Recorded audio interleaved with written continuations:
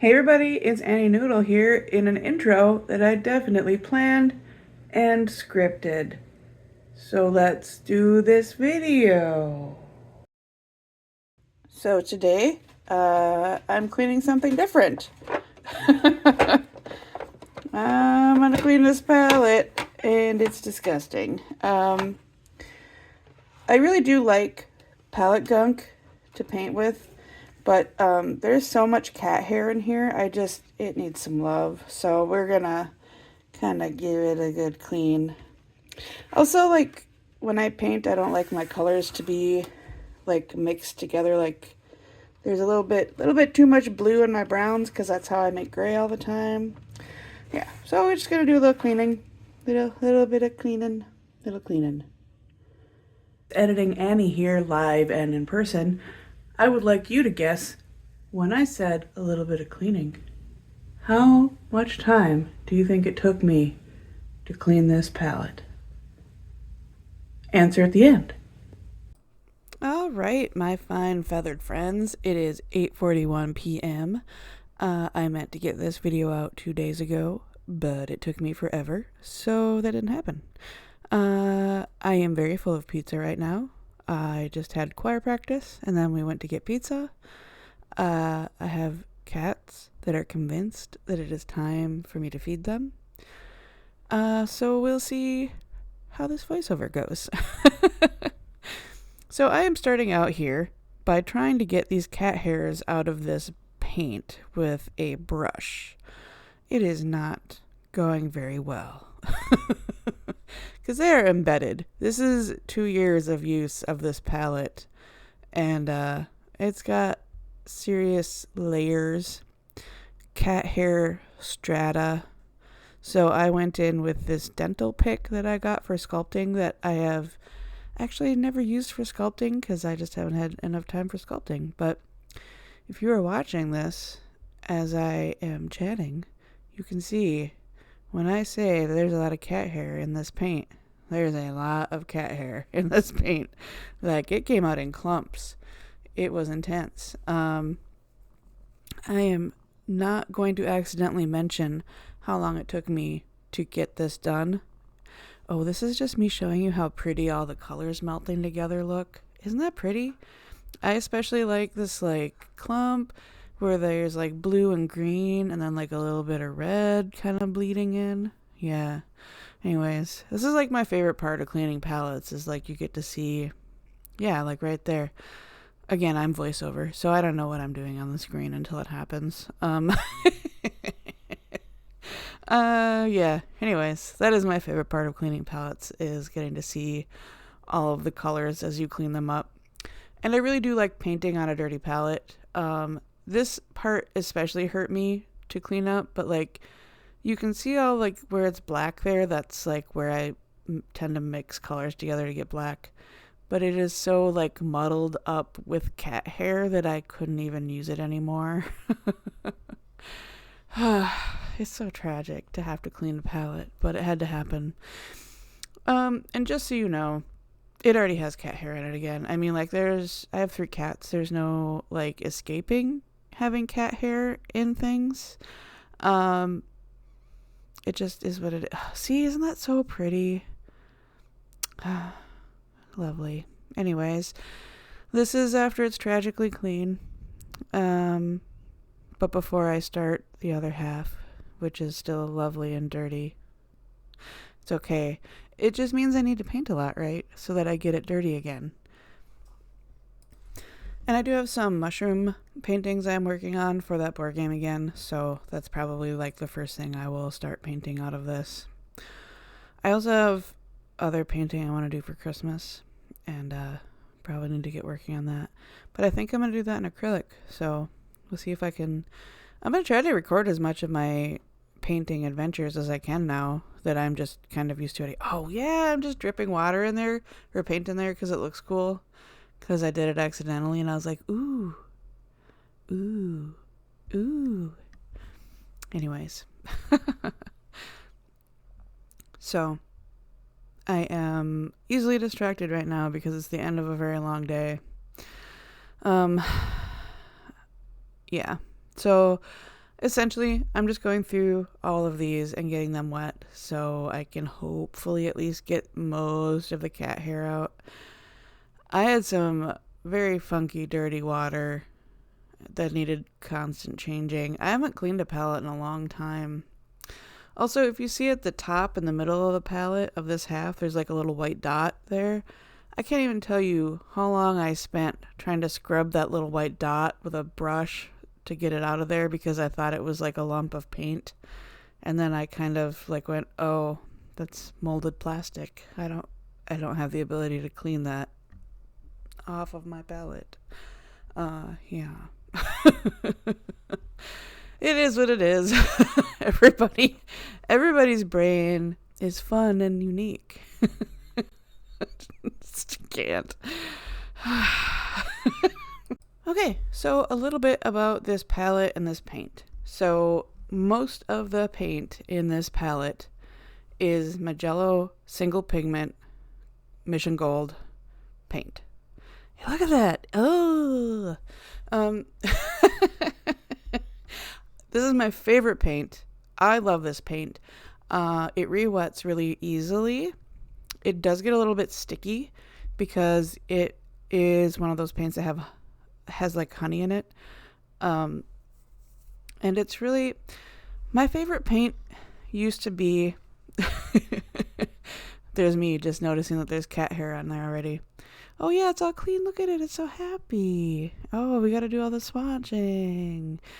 Yeah, so there are a few little surprises in this palette because I decided when I put it together that I still like Daniel Smith because Daniel Smith used to be my favorite paint. Yeah. But the thing is if you're working with Daniel Smith and you let it dry out, it's harder to re-wet than this by like a million. And I know there's a lot of people who really love Daniel Smith, and I hear you, and you're awesome, and I still think Daniel Smith is a great paint, but having worked with this paint that has honey in it, I love this paint. It's so easy to re-wet, and it's so vibrant, and I like the way it looks in the palette. I know that doesn't make any difference really, but I just think it's pretty. Yeah, anyways. But Daniel Smith used to be my favorite, so there are some in here, and it really messed me up when I was trying to... Because like I said, I lost my original swatch sheet for this, so I had to guess what paints were in here. And I used all of my Mission Gold paints. Every single one of them is in this palette, so I know that has to be on here somewhere. And then I'd run into one that I was like, what is this thing? And then I'd be like, oh my gosh, is this one of the Daniel Smith ones? And like, it should be obvious when you're looking at them, and it kind of is, but then it kind of isn't too. I know that doesn't make any sense, man. I spent a long time working on this, and by the end I was like driving myself nuts. So there were some colors that you can see I had to cross things out because I messed them up, and I forgot that there was like a brown, that I had browns in there from Daniel Smith. I thought I just had a blue and I don't remember what the other one was that I knew was in there, but like there was a couple browns in there from Daniel Smith that I was like, oh oh my bad. Yeah, okay. And the other thing I didn't do is the set of the Magello set did come with a white, and I almost cleaned out a spot for it. But if I'm going to use white with watercolors, I'm going to use it fresh like I do with gouache. Like, I really like using these watercolors from the palette once they've dried out. Honestly, when they're fresh, they're a little overwhelming. But when they have dried out, they're perfect. I love them. But I don't think I want to put a white in there. And honestly, I have never used a watercolor white. Is it different than a gouache white? I have no idea. I'm going to have to check on that. I would guess not, because, I mean, it's just a titanium white, isn't it? Anyways, I assume it's like PW6. I could look, but it's across the room, and it is now 8:53, and I want to go to bed soon, because, yeah, I have a lot of stuff to do tomorrow. My mom and my sister are coming on Saturday, and they're going to check out my house and see if they want to live here. Okay, so, and that's awesome. I'm really excited about that. But now I have to talk about how annoying these paints were. You guys, I can't even tell you.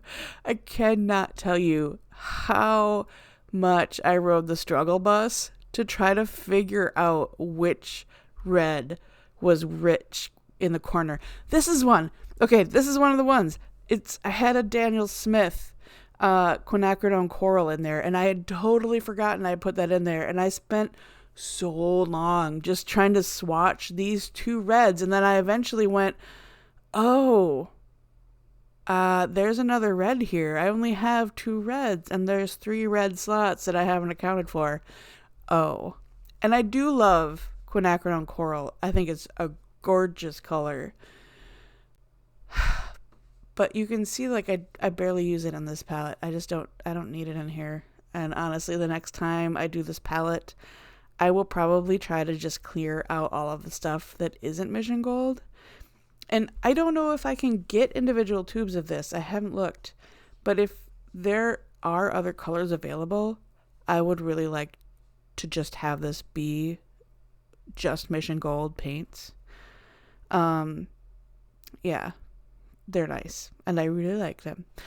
And here's where I was trying to figure out what the blues were. I can't even, like, blame that on Daniel Smith. Like, that was just me not being able to see the difference between cobalt and phthalo and ultramarine light. Like, I swatched them and let them dry, and I swatched them again, and yeah. Are you trying to calculate yet how many hours you think this took me? Yes, I said the word hours. I mean, I feel like that didn't even need to be said, because clearly this is more than an hour-long project. Oh my gosh. I would be embarrassed, but I'm so used to just being a little bit of a goober now that I'm like, whatever. Okay, and then the palette itself is also a Magello palette. It's like their airtight, quote unquote, double-decker palette, and I would not call it airtight, just so you know. Like, I have no problem. Like, these paints dry out in there, which is what I want. So, yeah, definitely don't buy their airtight palette thinking that it's actually airtight. I love their paints a lot, so I don't know why they would call an airtight palette not, you know what I'm trying to say. So, I was really thinking that I would find my other swatch sheet like the second I finish cleaning this palette out, and I have not found it yet. I also bought a wedding gift for some friends of mine, and I also can't find that. It's somewhere in my house. It's possible that someone just really needs to clean her house, And hey, we've been working on it, but I can only do so much in one day before I'm like, no, I need to paint or something. I can't just clean all day. I've also I have now in the last 2 days gone for 2 walks, just walks, not runs, and managed to slip and fall each time. Hey, do you guys remember that episode of X-Files where that guy uses the word cerulean to hypnotize the cops into getting into a car wreck so that he could escape the car? Was that Toomey? Is that one of those episodes? It might be. He was an interesting guy. Okay, so here on the left is cobalt turquoise hue, and on the right is cobalt teal from Daniel Smith. So I know that wasn't a very long clip, and I couldn't get through all of those words. But that is the difference between them, in case you ever wanted to know. I didn't even refill my Daniel Smith cobalt teal because I like the cobalt turquoise hue so much more. And part of it is just I think that the Daniel Smith when that one is drying out, it's like the binder makes the paint more yellow. Like that paint definitely feels more yellow. And I did take some fresh from the tube to just test it, and the fresh paint from the tube does not have that kind of yellowy look. Yeah, it's weird. So we're basically done here. Here is my bamboo green, which it's kind of sad because like on my other swatch sheet, I called it bambooger because I couldn't I couldn't fit all the words on the paper. So now that's bambooger in my head. So here is my finished palette setup, and there's the finished swatch sheet. And it took me about 4.5 hours to do this. I'm embarrassed. See you guys tomorrow.